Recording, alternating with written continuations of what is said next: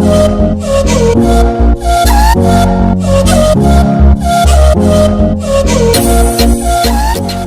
is Lavisha from Study Hub and here with a new topic that is issue of shares. इस chapter में अपन forfeiture, री issue and buyback everything जो भी इस chapter से related है वो सभी करेंगे, theory as well as the numericals. ठीक है, तो अभी अपन वो करने जा रहे हैं जो इस पूरे चैप्टर का सोल है। अगर आपको ये आ गया तो आपको पूरा चैप्टर इजी लगेगा, फिर आपको कोई ऐसी प्रॉब्लम भी नहीं होगी कि एंट्रीज मुझे बार बार लर्न करनी है। आप बस यही एंट्रीज जो आपको स्क्रीन पे दिख रही है वही एंट्रीज आप जस्ट लर्न कर लीजिए। शुरू के क्वेश्चंस में आपको सिर्फ यही एंट्रीज यूज़ करनी है, बट जब फोरफीचर, री इशू और बायबैक का क्वेश्चंस होते हैं तो उसमें ये एंट्रीज तो होंगी बट न्यू एंट्रीज और एड ऑन हो जाएंगी, so you won't have any trouble with the entries. तो देखिए, फर्स्ट एंट्री अपनी होती है bank account debit to share application account, ये सब एंट्रीज होती है। बट अभी तो आप बिगिनर हैं तो आपको ये क्वेश्चंस एंट्रीज समझना भी तो पड़ेंगी। आप लर्न कैसे कर सकते हैं, तो इसको समझते हैं एक ईजी वे से। देखिए, आपकी एक कंपनी है, ठीक है, आपकी कंपनी को पैसों की ज़रूरत पड़ी तो आपकी कंपनी ने बोला कि मुझे 5 लाख रुपीज़ की ज़रूरत है। ठीक है, तो आपने बोला कि बाहर के कोई भी पर्सन आकर मतलब शेयर्स ले सकता है। आपने इसको शेयर्स में डिवाइड कर दिया और बोला कि बाहर का कोई भी पर्सन आके ये शेयर्स ले सकता है। शेयर्स लेगा तो उसको पैसे देने पड़ेंगे, आपके पास कंपनी के पास पैसे भी आ जाएंगे, राइट। तो आपके पास आपको 5 लाख की नीड थी, ठीक है, 5 लाख की नीड थी। तो आपने सोचा कि हर एक पर्सन अगर 10 रुपीज़ मुझे 10 रुपीज़ का आप शेयर डिवाइड कर लेते हैं, तो 5 लाख को आप 10 में डिवाइड कर दीजिए कि 10 रुपीज़ का एक शेयर। ठीक है, तो ये हो जाएगा 50,000 कि आपकी कंपनी ने 50,000 शेयर्स पब्लिक में अनाउंस किया कि मेरी कंपनी 50,000 के शेयर्स बेच रही है, ठीक है, दे रही है।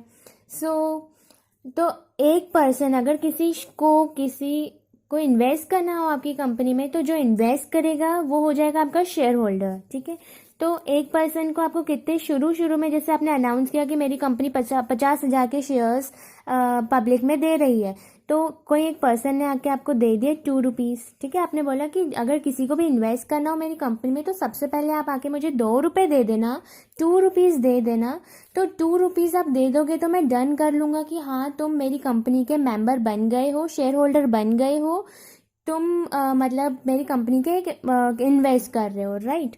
तो 2 रुपीज़ आपकी क्या हो गई, एप्लीकेशन मनी इसको बोलते हैं। तो इसका मतलब क्या हुआ, जब आपने 50,000 के शेयर्स आपकी कंपनी ने अनाउंस किया कि हमारी कंपनी इतने शेयर्स अनाउंस कर रही है, इतने शेयर्स पब्लिक में दे रही है, तो आपने बोला कि अगर किसी को मेरी कंपनी में शेयर होल्डर बनना है तो सबसे पहले आपको 2 रुपये सबमिट करने पड़ेंगे, तभी मैं आपका नाम रजिस्टर में लिखूंगा। तो ये हो जाती है आपकी एप्लीकेशन मनी, राइट। अब तो आपको बहुत सारे लोगों ने 2-2 रुपये आके 2-2 रुपीज़ आके दिए होंगे, तो आपने उन सबके नेम्स रजिस्टर कर लिए कि हाँ ये सब लोग हैं जिनको मेरी कंपनी में इंटरेस्ट है, इन लोगों को शेयर होल्डर बनना है मेरी कंपनी में। तो आपने सबने इनके नेम लिख लिए, ठीक है। फिर आपने सोचा कि अब आपने देखो आपको कितने 5 लाख की ज़रूरत थी, तो आपने उन लोगों को बोला कि ठीक है फिर नेक्स्ट डेट पर शेयर कितने का था, एक शेयर कितने का था 10, मतलब हर एक शेयर होल्डर का 10 रुपीज़ तो देने थे, अभी तो 2 रुपीज़ ही दिए। फिर आपने एक डेट अनाउंस करी कि इस डेट पर मुझे 4 रुपीज़ दे दीजिए, ठीक है। तो उस डेट को क्या बोलेंगे अपन, अलॉटमेंट, ठीक है, अलॉटमेंट बोल। वैसे अलॉटमेंट का बहुत डीप मीनिंग है, बट वो आप जब आगे के क्वेश्चंस करेंगे तो आपको बहुत क्लियर हो जाएगा। फिर उसके बाद अभी 4, 5, 6 रुपीज़ ही आपको एक शेयर होल्डर से, अगर किसी को आपकी कंपनी का शेयर होल्डर बनना है तो उसको 10 रुपये तो देने पड़ेंगे, 10 तो देने ही पड़ेंगे। फिर आपने नेक्स्ट डेट अनाउंस करी कि इस डेट पर मुझे 2 रुपीज़ देना, तो जिन लोगों ने आके आपको दिए तो वो हो गया आपका डेट का नेम हो गया फर्स्ट कॉल, उसको बोलते हैं फर्स्ट कॉल मनी, इसको बोलते हैं अलॉटमेंट मनी, इसको बोलते हैं एप्लीकेशन मनी। Any doubt? फिर उसके बाद देखिए अभी 2 रुपीज़ और बचे हैं, तो आपने एक न्यू डेट निकाली, फिर बोला कि ये डेट पर आप मुझे 2 रुपीज़ आके दीजिए, तो आपके 10 रुपीज़, एक शेयर होल्डर के 10 रुपीज़ पूरे हो जाएंगे। उसको बोलते हैं अपन second call money. Okay, second call money. इस तरह से आपको पूरे 10 रुपीज़ एक शेयर होल्डर ने दे दिए। ऐसे आपके टोटल कितने सारे शेयर होल्डर्स होंगे, ठीक है। तो आपके जितने भी शेयर्स हैं, जैसे आपने 50,000 के शेयर्स इशू 50,000 शेयर्स इशू कर रहे हैं, तो इस तरह से आपके पास पैसा आएगा। पहले 2 आएंगे, 4 आएंगे, फिर ऐसे टोटल 10 होंगे। तो इनको स्टेजेस को बोलते हैं अपन application money, allotment money, first call money and second call money. Any doubt? देखिए अब एंट्रीज पे जाते हैं। तो आपने सबसे, ये क्या है, bank account debit to share application, कि जब आपकी कंपनी ने अनाउंस किया कि हम 50,000 के शेयर्स अनाउंस कर रहे हैं पब्लिक में, तो आपको लोगों ने आके पैसे दे दिए, लो 2 रुपीज़, बहुत सारे लोगों ने आके दे दिए। आप सपोज कर लीजिए कि आपको 1,000 लोगों ने आके, या 1 लाख पीपल ने आके, 1 लाख ले लेते हैं या 2 लाख ले लेते हैं, ठीक है, 2 लाख लोगों ने आकर आपको 2 रुपये दे दिए, 2 रुपीज़ आके दिए, तो आपके पास कितने 4 लाख रुपीज़ आए, ठीक है। इसका मतलब आपको इतने की ज़रूरत थी, बट अभी आपको एप्लीकेशन में इतने सारे पैसे आ गए हैं, राइट। और सपोज कर लेते हैं कि आपके पास 1 लाख पीपल आ गए, 1 लाख लोग आ गए, उन्होंने 2 रुपीज़ सबमिट कर दिए। तो इन सब के आप नेम रजिस्टर कर लेंगे और एप्लीकेशन मनी में लिख देंगे। क्या लिखेंगे इसमें? आप 2 लाख, अभी आपको कितने आए एप्लीकेशन में? 2 लाख रुपीज़ आए, तो आप इधर 2 लाख का अमाउंट लिख देंगे कि आपको एप्लीकेशन में कितना पैसा आया, ठीक है। अब वो जो पैसा आया वो आपके रजिस्टर में कहीं तो एडजस्ट करेंगे, तो या तो वो SC मीन्स शेयर कैपिटल में डाल देंगे कि मेरी ये इतनी शेयर कैपिटल है, ठीक है। या फिर ये बैंक और सिक्योरिटी प्रीमियम और अलॉटमेंट, ये क्या होता है कि अगर जैसे आपने अनाउंस किया है कि जैसे सिर्फ 50,000 फॉर एग्जांपल, कि सिर्फ मुझे 50,000 आने चाहिए थे, बट आपके पास बहुत सारे पैसे आ गए।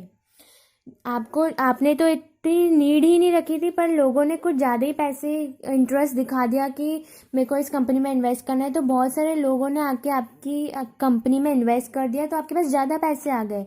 तो उन पैसों को क्या शेयर कैपिटल में तो पूरा नहीं डाल दोगे, शेयर कैपिटल का जितनी कैपेसिटी होगी, जितना पेट होगा, उतना ही वो होल्ड कर पाएगा। जैसे इसकी कैपेसिटी थी 1 लाख, पर आपको आ गया 1,50,000, तो आगे का पैसा कहाँ जाएगा? 50,000। तो 50,000 या तो फिर अपने शेयर होल्डर्स को वापस कर दोगे कि नहीं, हमारे पास हमारा पेट भर चुका है, बस हमको अब ज़रूरत नहीं है, तो आप वापस से 50,000 लेके चली जाइए, अपने शेयर होल्डर्स को आप बांट देंगे। या फिर बांटेंगे नहीं, आप बोलेंगे ठीक है ये भी शेयर होल्डर्स रहने देते हैं, तो उनका पैसा आप क्या करेंगे? अलॉटमेंट की तरफ एडजस्ट कर देंगे। अभी आपको थोड़ा confusion but you will understand it when will do the questions of over subscription, ठीक है। और ये सिक्योरिटी प्रीमियम की जब आपकी शेयर की वैल्यू कुछ ज़्यादा हो जाती है तो आप उसको हाई रेट में देते हैं, ये वो सिक्योरिटी प्रीमियम है, ठीक है। फिर उसके बाद शेयर अलॉटमेंट क्या? फिर आप अनाउंस करते हैं कि 4 रुपीज़ आपके ड्यू हैं, 4 रुपीज़ आपके ड्यू हैं, जल्दी से आके दे देना इस डेट पर। आप अनाउंस कर रहे हैं कि आपके ड्यू हैं, तो ये ड्यू की एंट्री होती है, ठीक है। तो ये अनाउंसमेंट हुआ, मतलब ड्यू की एंट्री की आपको 4 रुपीज़ आके देने हैं, ठीक है। ये होता है शेयर कैपिटल, ये होता है सिक्योरिटी प्रीमियम, ठीक है। देखिए जब भी आप एंट्रीज लिखें तो इधर की 1 लाइन और इधर की 1 लाइन हमेशा लीव करके लिखे, आगे के क्वेश्चंस में जैसे calls in idea, calls in advance, no need to worry, ये जब कुछ टर्म्स आती हैं तो अपन को इधर लिखना पड़ता है, मेंशन करना पड़ता है। बट अगर आपने लाइन नहीं लीव करी होगी तो आप उसको कहाँ लिखेंगे? उसके कारण आपकी सारी एंट्री रॉन्ग हो जाएगी। You will have to waste your time again in writing the another entries. तो इसलिए हमेशा एक लाइन छोड़ के करें, ठीक है। देन सी अब क्या है? Bank account debit to share allotment. आपके पास जितना भी अलॉटमेंट में पैसा आया वो आप इधर एडजस्ट करेंगे। जैसे आपने एंट्री ड्यू करी कि 4 रुपीज़ आपके बचे हैं, दे देना। फिर एक जो फाइनल डेट थी तब शेयर होल्डर्स ने को आके पैसे दिए, तो वो आप लिख देंगे बैंक, आपके बैंक में जाएंगे ना वो पैसे, तो आप एंट्री लिखेंगे कि बैंक अकाउंट डेबिट कि मुझे इतने पैसे मिल गए। देन फिर फर्स्ट कॉल की एंट्री देखिए, आपने फिर फर्स्ट कॉल के लिए अनाउंस किया कि 2 रुपीज़ आपके ड्यू हैं, जल्दी से आके इस डेट पे कर दीजिएगा। तो आपने ये अनाउंसमेंट किया, ड्यू की एंट्री करी। फिर एक पर्टिकुलर डेट पर आके आपके शेयर होल्डर्स आपको पेमेंट दे देंगे, पैसे दे देंगे। तो जिस डेट पर आके देंगे तो बैंक में आपके पैसे सब आ जाएंगे, रिसीव हो जाएंगे। So this is the entry for it. Okay, अब जैसे इसमें सेकंड कॉल का भी एग्जांपल लिया था अपन ने, तो सेकंड कॉल भी ऐसी ही एंट्री होगी, बस इधर फर्स्ट कॉल कट के सेकंड कॉल आ जाएगा। Share second call account debit to security premium account to share capital account bank account debit to share second call account. Any doubt? Note down all the entries, it is very important, आपको ये पूरे chapter में help करेंगी। एक बार इसको by heart कर लीजिए, उसके बाद आपको कोई डाउट नहीं रहेगा, because there are various other methods to solve the questions. जैसे कुछ लोग ऐसे प्रेफर करते हैं कि ये सब लाइन्स नहीं लिखते, सिर्फ शेयर कैपिटल तक छोड़ देते हैं और क्वेश्चन सॉल्व करते हैं, उनका मैथड अलग होता है। वाई? बिकॉज फिर उन जो अपन ने ये वाली मैथड इसलिए अडॉप्ट करी है क्योंकि क्वेश्चन में अपन पहले सारी एंट्रीज लिख देंगे, ठीक है, फिर उसके बाद क्वेश्चन सॉल्व करना स्टार्ट करेंगे। फिर क्वेश्चन पढ़ते टाइम अपन को कोई डाउट नहीं होगा कि क्या किस में जाएगा, बस अपन क्वेश्चन सॉल्व करते जाएंगे, ऑटोमेटिकली ये फिल होते जाएंगे। अगर इसमें कोई अमाउंट नहीं आएगा तो इधर नील लिख देना, डैश लिख देना, आके कोई मार्क्स नहीं कट होंगे। ओके, अगर इसकी ज़रूरत नहीं पड़ेगी तो इधर नील लिख देना। लिखने में कुछ नहीं जाता, बट आपके क्वेश्चन सॉल्व करने का ट्रिक ही क्वेश्चन ईजिली सॉल्व हो जाते हैं। So thank you, have a nice day, wish you all the best, and never forget to like, share and subscribe. Thank you.